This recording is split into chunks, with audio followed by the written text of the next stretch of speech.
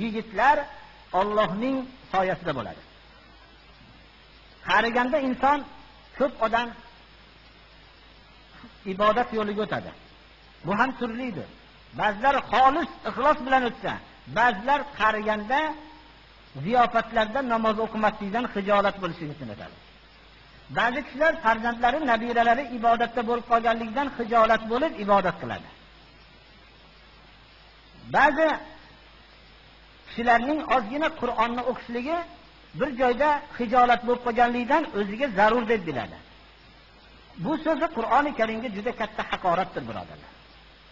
Dunyoda hech qaysi millat o'zining kitobini buncha haqorat qilmagan.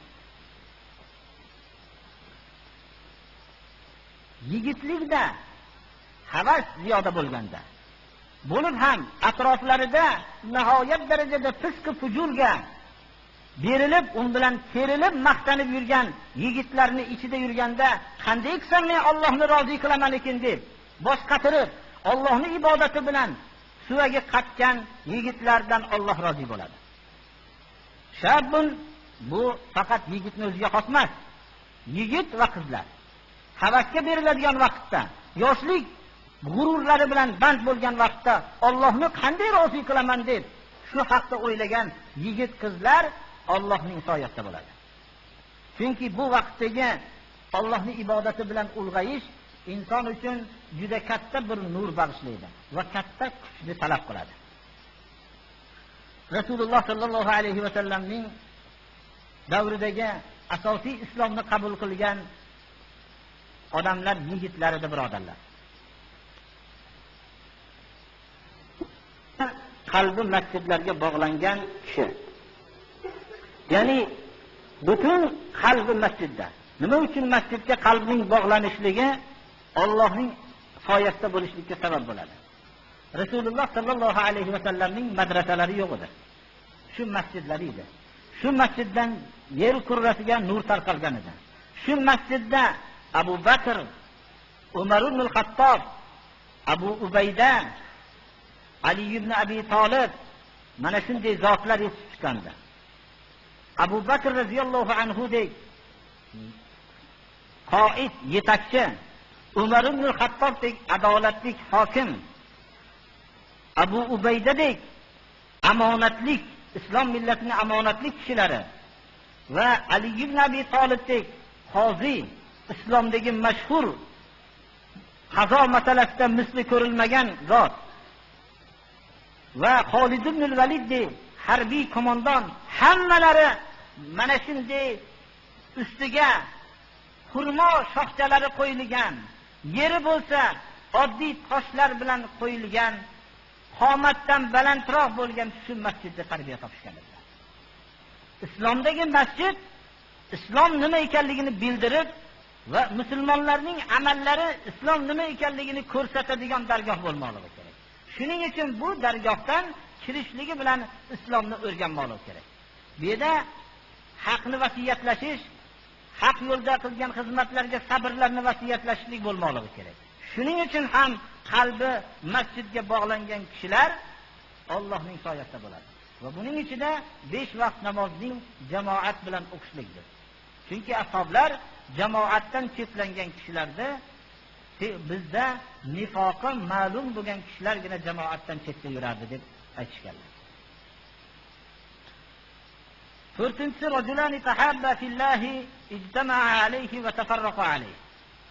Alloh yo'lida do'stlashgan ikki kishi. Shu muhabbat asosida birlashgan, shu muhabbat bilan tarqalishgan. Alloh yo'lida muhabbatlashlik mana avvalgi darsimizda avvalda aytib o'tdik, bu Alloh subhanahu va taoloning misli ko'rilmagan ne'matlardan. Al-akhillau yawma idin ba'duhum li ba'din aduwwun illa al-muttaqin. Eng qadrdon do'stlar qiyomat kuni bir-biriga dushman bo'lishadi. Dushmanlik mana dunyoda ham ko'rinib turadi, birodarlar. Biror bir o'zingizga jinoyat yuklangan bo'lsa, shu vaqtda sheriklarga yuklashlikka harakat qilaveradi odamlar.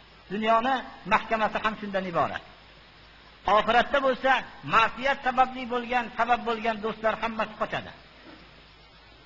Ammo Alloh yo'lida do'stlashganlar hammasi shunda ham Allohning soyasida yonma-yon turishadi.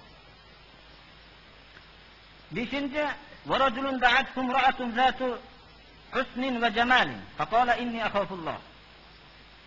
Bir kishini mansablik va jamollik bir ayol buzuq ishga taklif qildi. Ya'ni er kishi taklif qilmadi. Ayol kishi taklif qildi. Ya'ni er kishi uchun shunday sharoit bo'ldi. Ham uni e'tibori yo'q ayol emas, mansab va jamollik bo'lgan ayol kishi shunchalik buzuq ishga taklif qilgan vaqtda u inni akhafulloh dedi. Allohdan qo'rqaman dedi. Ertaga Allohning huzuriga borganimda bu harom ishga men qanday javob beraman deb Allohdan qo'rqaman dedi. Kasalligi sababli yoki mahallasida bir sharmanda bo'lishlik sababli yo boshqa sababli emas, Allohdan qo'rqaman dedi. Mana shu kishidan ham Alloh rozi bo'ladi. O'zining soyasida soyalantiradi. 6-chi ورجل تصدق بصدقة فأخفاها حتى لا تعلم شماله ما تنفق يمينه. Bir kishi bir sadaqa berdi. Uni maxfiy qildi. O'ng qo'li berganni chap qo'li sezmadi. Ya'ni nihoyatda maxfiy bo'ldi.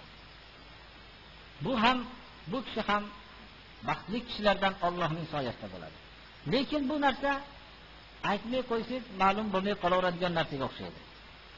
O'zingizning hayotingizda bir yaxshi yo'lga sarf qilgan butun yaxshiliklaringizni bir eslang. Shuni hech bildirmaganmisiz bir eslang. Bironta topolmaysiz. Hatto bilinmay qolsa odamlarni ushlab turib aytasiz. Buni hatto birov aytayotgan bo'lsa, bu menga hasad qilib hammasini aytmayapti deysiz. Mana bu narsa tekshirib ko'ring, har kim o'zini tekshirib ko'rsin. Bu narsa bir osonga o'xshaydi. Necha yillar ham bo'lsa bekitib borishlik uchun katta kuch kerak. Buni mabodo esdan chiqarib olishlikka harakat qilsangiz, esingizga keltira olmasangiz, har qancha o'ylasangiz ham shunda gapira olmay qolishligingiz mumkin. Lekin bu yerda esdan chiqarishlik ham aytilmayapti. Fa'afaha o'zi qasd bilan maxfiy qildi. O'zidan o'zi maxfiy yapolmadi. Qasd bilan maxfiy qildi. Mana bu odam ham Allohning soyasida bo'lishlikka haqiqatan loyiq. Buni har kim o'zining hayotidagi tajribada sinab ko'rsa shunday bo'ladi. Odamlar mana misol olaylik. Hammamiz mana aksarlar deydi farzand. Ota-onalari bor. Ota-onalariga tek tursiz, ota-onalardan sekin odamlar shikoyat qila boshlaydi.